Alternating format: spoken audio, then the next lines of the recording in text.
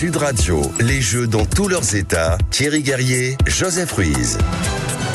Et avec Joseph, on essaye de vous présenter l'actualité, bien sûr, des JO. C'est parti, ça a commencé, l'actualité des coulisses des JO. Il y a une nouveauté qui est entrée en vigueur hier, Joseph. C'est cette voie olympique. Alors, c'est un terme un petit peu pompeux, mais c'est une réalité sur le périphérique de Paris. L'autoroute A1, peut-être l'autoroute A6 jusqu'à Orly. Il y a une voie réservée. C'est entré en vigueur hier, c'est vraiment nouveau. On va en parler tout de suite. Eh oui, parce que c'est un vrai sport olympique qui pourrait s'ajouter aux épreuves de rouler dans Paris. Et pour en parler, on accueille Alexandra Legendre, porte-parole de la Ligue de défense des conducteurs. Bonjour. Bonjour à tous. Bonjour. Alors, elles viennent du coup d'entrer en vigueur, ces voies olympiques, des files réservées en région parisienne et notamment sur le périphérique. Est-ce que vous avez des premiers retours ? Ça a l'air quand même de pas mal fonctionner. Eh ben, écoutez, c'est surtout que les gens ont quitté Paris, les Parisiens ont quitté Paris. Je ne sais pas si vous avez vu, mais il y a une vraie différence. Il y a moins de monde, ça c'est vrai. De ce week-end. Donc, on a tous été très sages, enfin tous, sauf nous, mais à l'association. Mais les gens sont manifestement partis. Donc, vous avez observé de très gros bouchons ce week-end. Mais résultat, dans la semaine, là, en tout cas depuis hier, les rues de Paris sont beaucoup plus sereines.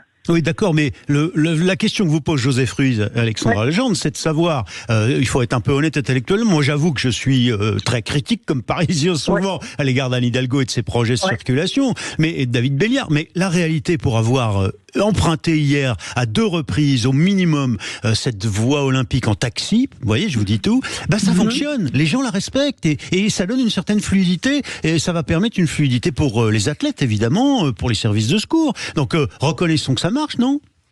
C'est surtout que si vous respectez pas ça, vous avez 135 € d'amende. Donc ça marche. La première motivation, c'est la répression qui marche. C'est pas l'objet, la philosophie, on va dire, de la démarche. Non, mais l'objectif, c'est qu'il y ait une fluidité pour les athlètes, pour les services d'urgence, pour les services d'organisation, et ça fonctionne, non ? Et la fluidité, elle est déjà réelle dans d'autres circonstances pendant l'été à Paris. À Paris, vous circulez bien plus facilement de toute manière en juillet et août. Je vois pas, je suis pas certaine, hormis effectivement la peur de prendre un PP, je suis pas sûre que ça change énormément de choses à la fluidité de la circulation en été à Paris. Question de Joseph Ruiz. On comprend bien effectivement que la mairie de Paris, pour vous, n'est pas vraiment l'ami des automobilistes. Il y a eu les fermetures des voies sur berge, les ZFE, les votations anti-SUV. Est-ce que vous avez été intégré à cette organisation des Jeux Olympiques ou pas du tout, ou pas assez à votre goût ? Non, pas parce qu'on est une association nationale. Donc Paris, malgré tout, même si Paris a l'impression d'être un petit peu le nombril de la France, c'est pas complètement le cas. Donc nous, on s'occupe des gens qui ont besoin de leur voiture. Je vous rappelle que 80% des Français prennent leur voiture tous les jours. Et ces Français habitent rarement Paris intramuros. Bon, mais qu'est-ce que vous dites aux automobilistes finalement ? Vous dites prenez le périph' quand même parce que ça roulera, ce que j'ai constaté, ou au contraire il faut râler. Enfin, qu'est-ce que vous suggérez ? Et puis est-ce que vous allez mesurer la réalité de l'impact de cette voie olympique ? Mais de toute façon, nous, on n'a pas accès aux chiffres. Donc la mairie de Paris en dira bien ce qu'elle veut de ces chiffres-là. On sait toujours que y a toujours des manières différentes d'interpréter les chiffres. Nous, ce qu'on craint, c'est la pérennisation de ces mesures. C'est-à-dire qu'on imagine des voies... une voie qui resterait en permanence après. Ouais. Exactement. Et ça, je vous invite à surveiller la circulation le jour de la rentrée début septembre. Et on verra à ce moment-là si effectivement c'est aussi... Mais pourquoi vous la redouteriez, cette pérennisation ? Pourquoi vous la redouteriez ? Parce qu'il y a plein de gens, encore une fois, qui ne vivent pas forcément à Paris intramuros, qui ont besoin de leur voiture pour aller à Paris, pour traverser Paris, ne serait-ce que parce que vous avez des horaires décalés ou que votre ville de banlieue un peu lointaine est mal desservie par les transports en commun. Vous savez, personne ne prend la voiture pour rouler dans Paris avec la fleur au fusil de gaieté de cœur. On le fait parce qu'on est contraint. Et le problème de toute la mise en place de ce qui rendra la vie la plus difficile aux automobilistes dans Paris, c'est pas forcément, et loin de là même, de ce qu'on observe avec nos sympathisants, c'est largement pas suffisamment compensé par des transports en commun de qualité et par un usage, mettons, du vélo qui convient à tout le monde. Alexandra Legendre, porte-parole de la Ligue de défense des conducteurs, vous êtes avec nous sur Sud Radio. Le parti écologiste avait tenté de carrément faire interdire la voiture pendant les JO, alors ils n'avaient pas réussi. Europe Écologie Les Verts. Exactement, alors est-ce que vous pensez qu'ils vont un peu revenir à la charge ? Est-ce que vous avez des bruits comme ça ? Est-ce que ça peut être aussi le cas dans d'autres villes ? De toute façon, à la mairie de Paris, c'est un objectif flagrant. Hein, assumé. Ah oui, complètement assumé.